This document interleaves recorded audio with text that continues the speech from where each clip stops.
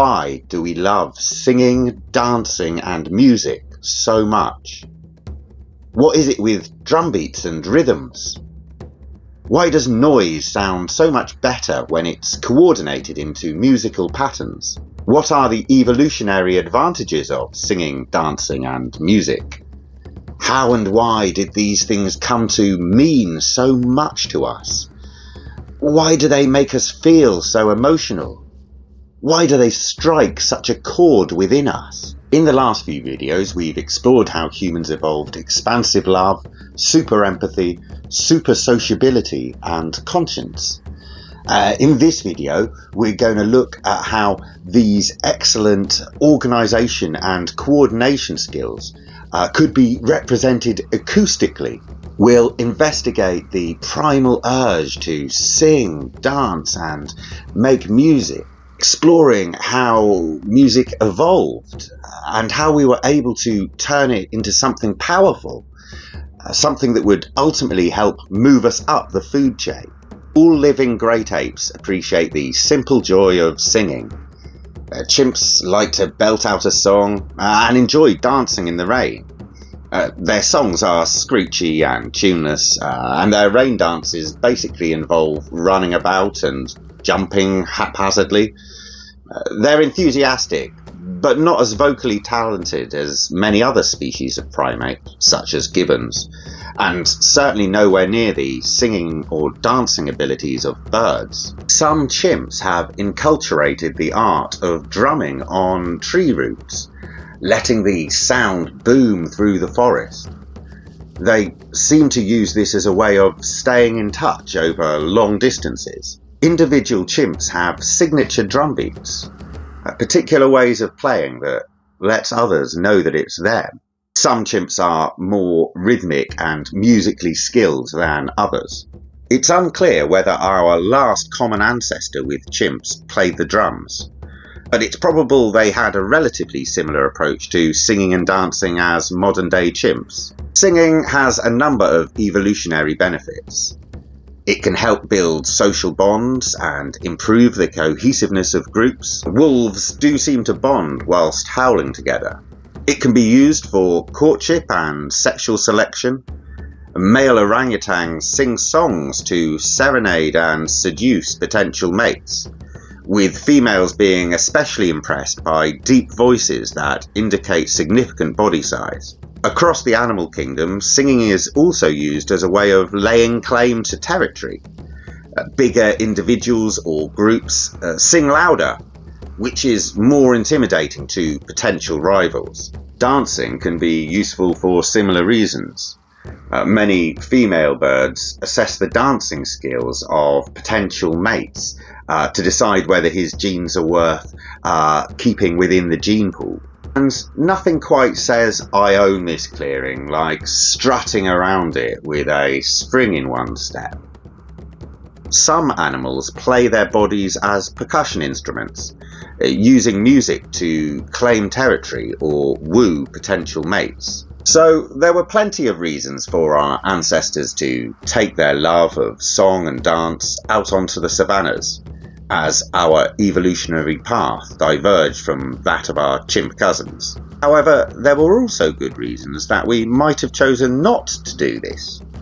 I mean, it's all very well singing at the top of your lungs when you're in or near the relative safety of a tree, but when you're out on the open plains of Africa, you might feel a little less secure about loudly announcing your presence for all to hear. Because millions of years ago, in the time of the Australopiths, we were far from being apex predators. In fact, we were quite a way down the food chain.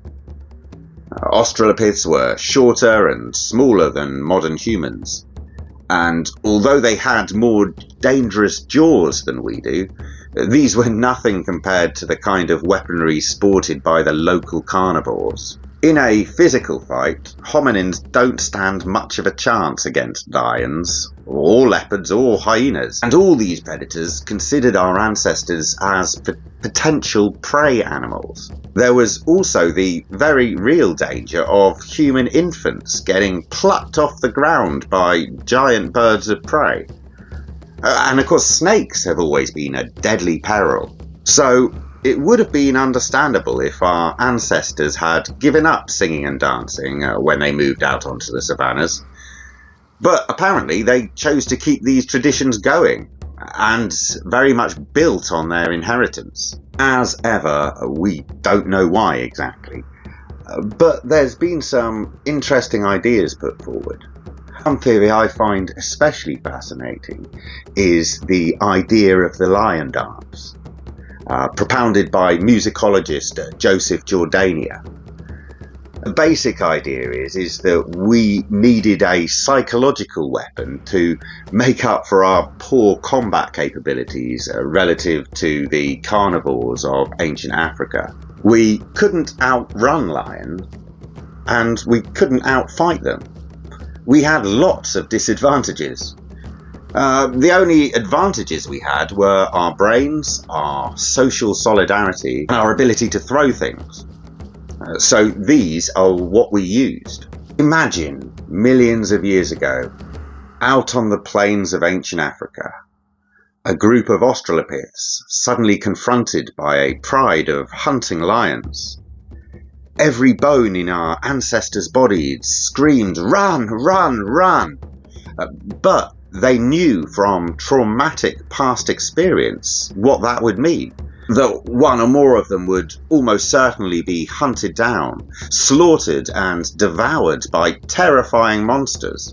So this time they spontaneously decide to take a different approach.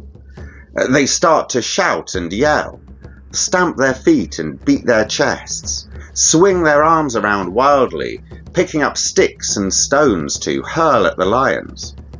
Who were a bit surprised perhaps. Normally these little apes make an easy snack, but here they were standing their ground, and looking and sounding like they might be able to put up a fight. And the bluff worked. Perhaps the leading lioness got hit in the face with a stone or whatever, and this persuaded her that maybe they'd find easier prey elsewhere. So the lions turned tail and left. Amid much triumphant whooping and celebrating. Our ancestors had won a rare victory. They'd faced down the lions and chased them off.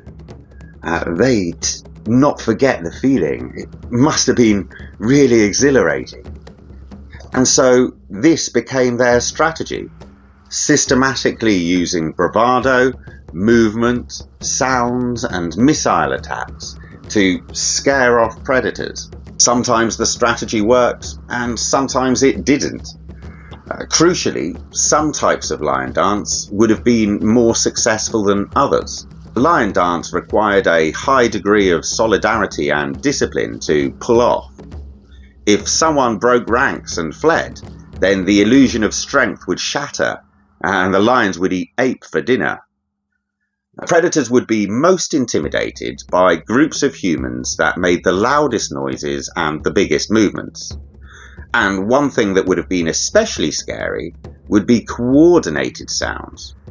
If everyone stamps their feet at the same time, it makes a much louder sound. And so the lion dance was born. Whenever we encountered predators, the best survivors would stand shoulder to shoulder with their friends and family and hit the enemy with a coordinated display of singing, dancing and drumming. Groups of humans who were brave and who learned to coordinate their sounds and movements were more successful in facing down the lions, and hence more likely to survive and pass on their genes and their musical culture. It's a bit like if you click the thumbs up on this video, or subscribe to this fledgling YouTube channel, or leave positive words or comments in the comments section. Your actions alone won't do much to sway the mighty YouTube algorithm. But if everyone works together and clicks thumbs up right now, then that really can have a much greater impact. Anyways, the lion dance, of course, didn't just work against lions. It potentially worked against many of the predators we might run into, including all the big and mid-sized mammalian carnivores. And of course, stamping one's feet in an intimidating manner is a good way of chasing off snakes, or encouraging them to avoid you in the first place. Which brings up the point that the lion dance could also be used as a preventative measure before any predators had even been encountered.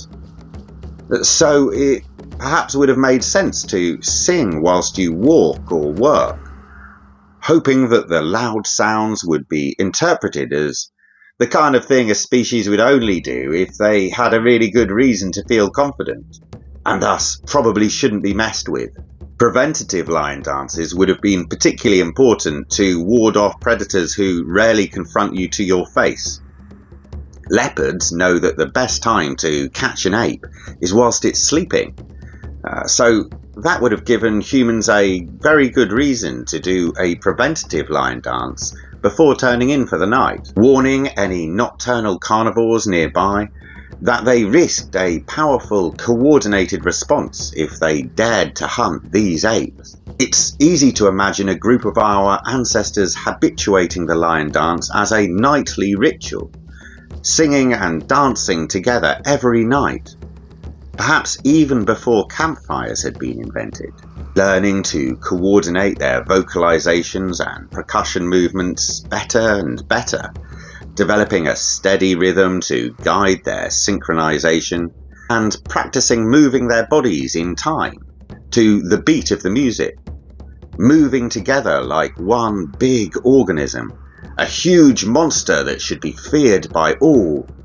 and picking up sticks or bones to bang with, using trunks and stones as rudimentary drums, making even louder sounds. Imagine how it must have felt to perform the lion dance for real, out on the plains of ancient Africa, facing down a fearsome pride of lions, feeling the spike of terror, along with everyone else, but all holding your ground, everyone standing shoulder to shoulder and confronting the lions head on, and knowing it was all a bluff, knowing that if the lions work that out, then you and your family are going to be torn limb from limb by these terrifying monsters. Everyone knows that, and yet everyone holds their ground. Courage and determination and grit face down the lions, and the lion dance rings out across the savannas. Confrontation would have been terrifying, but you are not alone. You stand as one. That's how the lion dance sounds, and that's how it feels to be a part of it, to be a part of something bigger, everyone sharing the same emotions. And the building drumbeat moves profound feelings inside you. There's energy tingling at the top of your spine. The hairs on the back of your neck are standing on end. The exhilaration is electrifying. And imagine the flood of victory and relief as the lions back down and skulk away, and everyone cheers together. I'm describing this in a very emotive way because that's the point. That's what it feels like to perform the lion dance. It's thrilling, exhilarating, electrifying. And for a creature that's evolved a love of sharing emotions with others, it's very powerful to share such intense emotions with everyone you know simultaneously. And so it was perhaps that our true love of singing, dancing and music was born. From now on it would be an important part of every human culture that would ever exist. And we became exceptionally good at it, learning to coordinate everything together, voice, percussion and dance, smoothly, elegantly, beautifully. We became capable of holding a tune, even pitch-perfect singing. We learned to sing in harmony and developed choral singing, where groups of humans sing in organised patterns. Polyphonic choral singing was invented as well, which involves different individuals or groups coordinating to sing different things at the same time. And we'd go on to invent better and better drums, innovating numerous imaginative ways of creating sound. And perhaps we eventually turned the lion dance into an offensive weapon, not only using it to defend ourselves, but actually seeking out the predators we used to fear and launching auditory assaults against them in order to steal their food. This could have been how we became scavengers, when we realised it was a good plan to let faster, stronger predators do the hunting for us, before coming along, chasing them off and tucking into their hard-won meat. Maybe this is how we began climbing the food chain. At first it was all just a bluff, a loud, colourful, audacious confidence trick. But it really worked a treat. It's the ultimate fake it till you make it approach. As well as the possibility that we weaponize song, dance and music, the traditional reasons for undertaking these activities would also have remained important. Obviously, these art forms have always played a significant role in social bonding and group unity, and as groups developed their own unique musical styles, it would have played an increasingly important role in cultural identity. It's easy to imagine that nightly lion dances would enable different groups of humans to keep track of one another out on the plains, with each knowing the particular performance style of their neighbours. A bit like how modern chimps use signature drum beats to inform others of their whereabouts. Lion dances could have acted both as peaceful communications and aggressive territorial claims. It's easy to imagine them developing into war dances directed towards rival humans. And of course, humans have always sexually selected for good singing, dancing and musical abilities. Male rock stars especially can expect to get laid, and this has long been the case. As with most of the early developments in human history, the development of sophisticated singing, dancing and musical abilities ultimately helped to improve our capacity for cooperation. Learning to work together to perform the lion dance was great practice for learning to work together on all sorts of things. Precision, discipline, elegance and aesthetic beauty of musical art forms gave us an inspiring example to follow when it came to collaborating on everything else. Some theorise that language evolved out of our ability to sing. Perhaps singing encouraged the evolution of our superbly precise vocal cords. Choral polyphonic singing involves a back and forth dialogue between different choirs, a bit like a conversation. So maybe this trained us for the verbal conversations to come. And the intonation used when one part of the choir invites the other part of the choir to begin singing is exactly the same intonation that we commonly use to ask questions, which might not be a coincidence. Singing and dancing are humanity's core primary art forms and have had a deep influence on all other arts. Drama and storytelling may originally have been extensions of song and dance, and the first body art could well have been dancers' makeup. We'll discuss this in future videos. Anyways, I do want to quickly recap the lion dance theory, as I think it's actually quite a profound concept. The idea is that our ancestors began to use loud shouts and stamps and wild jumping and waving to face down predators. The ones who did this with the most coordinated rhythm sounded bigger and more intimidating. And it's worth emphasizing that the lion dance didn't just make us seem bigger. In a sense, it did actually make us bigger, because we weren't just individual units. We were operating as a whole, with the individual units part of a greater whole. The group moving and resounding as one, capable of coordinating their sound and motion almost perfectly. These groups, who were best able to demonstrate their cooperation abilities through the medium of singing, dancing and music, were the ones who ultimately chased off the predators and survived to pass on their genes and their culture. So we evolved to love well-timed dancing, harmonious singing, and music with regular beats and rhythms. These things make us feel unity and oneness. They make us feel as if we're part of something bigger, for very good reason. And perhaps this taps into an even deeper metaphysical reason that music and dance feel so meaningful, which I'm sure we'll eventually come round to discussing in a future video. Anyways, I should emphasise that the lion dance is quite a speculative theory. There is no real solid evidence to back it up. Indeed, it's kind of hard to think of any possible evidence there could ever be that could either prove or disprove the lion dance. But I do think it's a very plausible idea, and it's certainly a very intriguing one. In reality, we don't know that much about the early history of singing, dancing and music, except that they've been important for a very long time, and over the last 7 million years, we've become amazingly good at them. Regarding timeline then, if the lion dance really did come about as speculated, then it could have been any time between 7 and 1 million years ago. Perhaps most likely between 4 and 2 million years ago.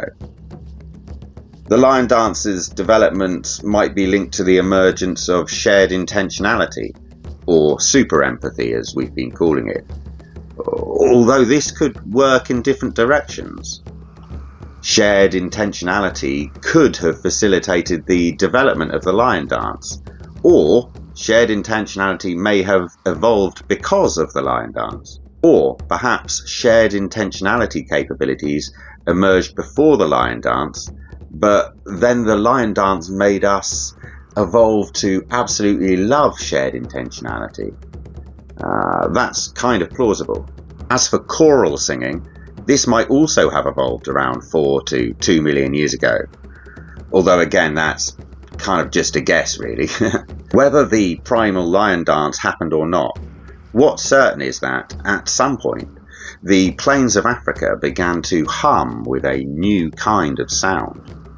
Complex coordinations of voices and body movements, organised into beats and rhythms, throbbing confidently across the savannas. The other animals didn't know what it meant, of course. They didn't know how much it meant. It meant that a new creature's star was rising. A uniquely fearsome beast, one that would go on to dominate and terrorize the plains, the continents, and the whole world. So in the next video, we'll be exploring the tools and technologies that enabled this new kind of creature to drive itself up the food chain and ultimately become the most ruthlessly efficient and brutal predator that the world had ever known. Anyways, thanks for watching. I hope you found the video interesting. I've enjoyed researching that and making that one. Lion dance is a very intriguing concept, I think. But anyway, yeah, do like and subscribe to the channel, and leave positive words and messages. That would be really good. But then until next time, peace and love.